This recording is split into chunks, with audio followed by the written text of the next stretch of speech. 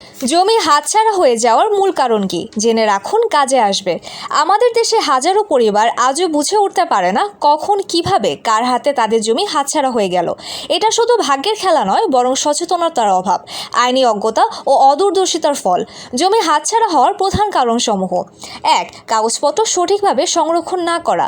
দলিল, খতিয়ান, দাখিলা, নামজারি সঠিকভাবে সংরক্ষণ না থাকলে পরবর্তীতে প্রমাণ দেখাতে না পেরে জমি হারানোর ঝুঁকি বাড়ে। 2. নামজারি না করা বা দেরি করা। দলিল করার পর সাথে সাথে নামজারি না করলে রেকর্ড পুরনো মালিকের নামে থেকে যায়, এতে অন্য কেউ ফায়দা নিতে পারে। 3. খতিয়ান ও মানচিত্র যাচাই না করা। অনেকেই ক্রয়ের আগে দাগ, খতিয়ান ও মোজা যাচাই না করে জমি কিনে ফেলেন, পরে দেখা যায় জমি অন্যের নামে বা খাস খতিয়ানে। 4.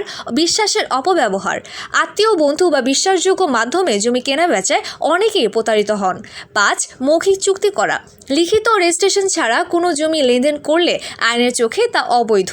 6. নিয়মিত জমির দখল ও দাখিলা নবায়ন না করা। দীর্ঘদিন জমিতে না গিয়ে দখল না রাখলে অন্য কেউ দখল নিয়ে দাবি তুলতে পারে। 7. আইনি প্রক্রিয়া না জেনে দলিল করা। অনেকেই বুঝে না নিয়ে বায়া দলিল বা হস্তান্তর দলিল করে, যেখানে শর্ত ও সীমানা পরিষ্কার থাকে না। মানুষের জন্য সচেতনতা ও করণীয় গাইডলাইন: 1. দলিলের সত্যতা যাচাই করুন। রেজিস্ট্রি অফিস থেকে দলিল যাচাই করুন। অনলাইন ই-ডিড ভেরিফিকেশন ব্যবহার করুন। 2. নামজারি করুন সাথে সাথে। দলিল রেজিস্ট্রির পর অনলাইনে বা ইউনিয়ন ভূমি অফিসে নামজারি আবেদন দিন। নামজারি না হলে রেকর্ডে আপনি মালিক হবেন না। 3. খতিয়ান ও দাগ নিয়মিত চেক করুন। অনলাইনে খতিয়ান দেখে জমির মালিকানা নিশ্চিত করুন। জমির মানচিত্র সংরক্ষে রাখুন। 4. দাখিলা ভূমিকর প্রতি বছর পরিশোধ করুন। দাখিলা আপনার দখল ও মালিকানার প্রমাণ। অনলাইনে দাখিলা নিন। https://land.gov.bd। 5. জমি লেনদেনের সাক্ষী ও ভিডিও রেকর্ড রাখুন। লেনদেনের সময় স্বাক্ষরিত সাক্ষী ও প্রমাণ সংরক্ষণ করুন। প্রয়োজনে ভিডিও বা ছবি রাখুন ভবিষ্যৎ প্রমাণের জন্য। 6. মাপজোক ও সীমানা নির্ধারণ করুন। জমির সীমানা পাকা বা ফেন্সিং দিয়ে নির্ধারণ করুন। প্রয়োজনে সার্ভেয়ার বা আমিন দিয়ে জরিপ করুন। 7.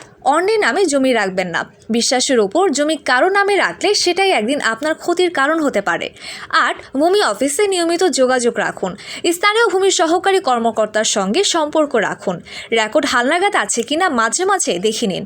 শেষ কথা, জমি শুধু মাটি নয়, এটা পরিশ্রম, ঘাম, স্মৃতি আর প্রজন্মের সম্পদ।